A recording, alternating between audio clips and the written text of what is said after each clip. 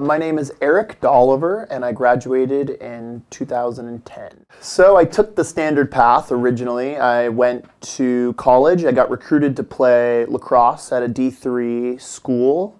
I went down for 3 semesters and then really decided that college wasn't for me, or at least at that time.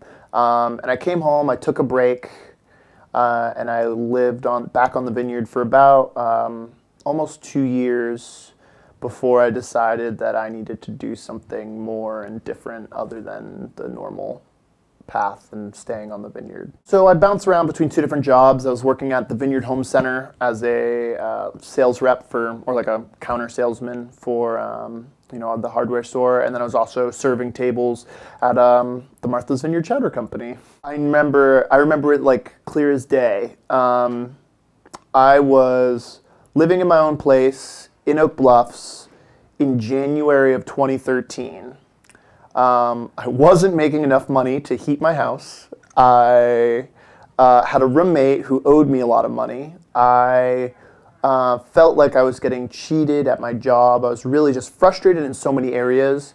And it was at that time that I was like, I'm going to go do something. I'm going to go travel. I'm going to go see this country. I just need to get out. And that day I started doing research, and I'll never forget, at that moment I was like, all right, I'm gonna make this a real thing and I'm gonna take off. So I planned for it for a long time. I planned for it from January until September. And then come August, or it was maybe even July, where I told my boss, I was like, this is the day I'm planning on leaving. I want you to know that, gave him a full heads up. At that point, I had already purchased all my gear. I did a couple training hikes. So in the summer, there's a lot of boats that run to and from the vineyard. So I would take one boat and then walk to another one and take that one home.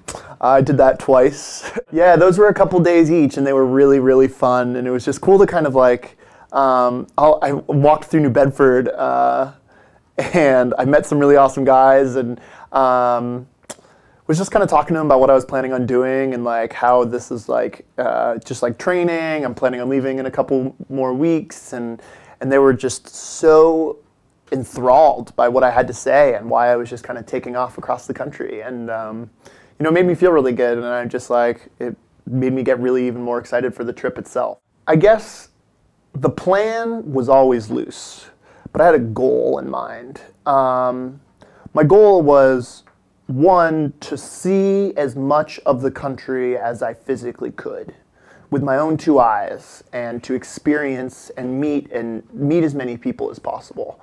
The second goal was to really take a firsthand look at the country and try to understand what I could do to most help for the future. So I picked up jobs, and I talked to a lot of people about basically where they stood and on a lot of issues, socially, economically, and that's kind of what now has propelled me into this nonprofit career. One of the things I have to say about my travels, I was hitchhiking on the sides of a lot of roads. This country's really dirty, and I mean that in a literal sense, and that I've never seen so much trash just strewn about everywhere. And I'm out here trying to enjoy the beauty of this country, but I can't go anywhere without seeing trash somewhere.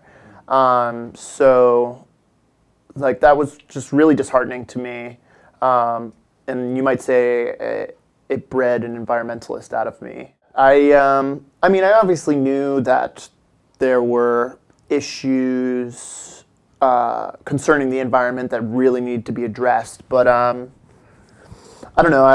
Everyone just always thinks of it as global warming, and they don't they don't look at the broader picture of the whole planet, and they just see. Obviously global warming is a terrible part of it, but litter is also awful, and destroying ecosystems for housing and just building them up. These are all things that I noticed. It's just I wasn't as aware until I took this trip. And then seeing it all firsthand, angered me to the point where I was like, I don't know, I wanted to, take a sledgehammer to some of these houses. Like, will you stop littering? Will you stop destroying our environment? But I think all in all, I was hitchhiking for about 7 months, or between 7 and 8 months, I was actually hitchhiking. The 1st of May, I started a job in Austin, Texas. Just because basically I needed some money to continue traveling, and it was a really great opportunity, and just I fell in love with the city the moment I got there. So I was like, oh, I could stay here for the summer and work. So I actually ended up working for an environmental agency, Environment Texas, part of like the Environment America branches. Learned a lot about the situation that's going on in Texas, and they're facing a 4-year drought at this point, and to get to work on an environmental campaign, no matter what level, was very exciting for me. So after working this environmental campaign in Austin, I finished that up, and I went up to Denver for 2 weeks, and I explored Denver. A lot of people told me it was really cool. To be honest, I didn't love Denver. I was there for a little while. I got a ride share over to Salt Lake City, Utah, where I crashed with a friend of mine. While I was in Salt Lake City, one of my directors from Environment Texas gave me a call, and the organization she worked for now had someone quit, and they needed someone to fill a spot very quickly in New York City. So I chatted with her. It was a very quick turnover. On Monday, I knew about the job and sent in my resume. By Friday morning, I was on a plane to New York City. So, that was a quick turnaround. And then because of, that, I actually, in New York, I was running MoveOn.org's volunteer office out of New York City. Me and one other girl, and, I've always, I now see myself going into politics, I do believe. So getting to work on a political campaign, even from the nonprofit side, not like actually working on someone's campaign, I wasn't going to pass up the opportunity. So I, took off out to New York City, worked on that campaign for a while, and then was offered another job out of there with an organization called Impact. It's a 2-year commitment with a nonprofit, and I'll be going to training in about 4 days. I see myself finishing my degree. I see myself working with one of these nonprofits and going back to school. I want to stay in the realm of political science and philosophy. If not that direction, I know it's like a 180, but one of the physical sciences, most likely physics. The one thing that I've missed in all my travels is the ocean. This little island has really made me an ocean dweller. I might as well be a fish. But I've just had, I'll never forget it. So when I came back to Boston, that was the first time I had seen most of my friends in well over a year. But in an instant, it felt like I had been there forever. Like nothing had changed at all. And one of my friends, and I said that out loud, I was like, man, some things never change. It feels like you guys are, everything's the exact same as it was last time I was here. And he was like, yeah, what'd he say? He's like, yeah, man, that's what happens when you have good friends, It's like good friends never change. And that's how I feel about, just about everybody I know on the vineyard. It's just like, it's always just been such a tight-knit community within the generations that are right next to each other in age. And, I came back, everyone knows about Wharf Wednesday before Thanksgiving, and it was like high school reunion. And, I knew every single person in the bar that night, and it was just so strange to me because, some things don't change, some things do, but like mostly people stay the same. And our friendship was still there, even though, we may not have talked in over a year. I may not have seen them in over 2. But we would reach out to each other and give each other a hug and say it was so nice to see each other and spend 15 minutes catching up. And then like, hey man, I'll catch up with you later. And, it's just like a really simple yet non-superficial. It was very, it was a real connection that I've had with these people for years. even if it's been years since I've seen them. Do what makes you happy.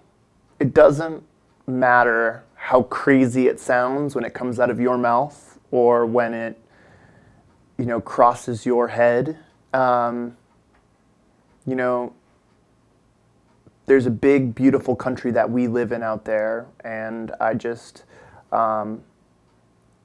would love for people to experience the country the way I have. Not enough of the younger generations go out and see this magnificent country that we live in. But for the most part, I don't want anyone to make the same mistake I did and go into college having no idea what they wanted to do. So do what makes you happy first. All you ever see and hear about on the news is just, the negative things that are happening in the country, the bad, the scary, the awful, the Ebola.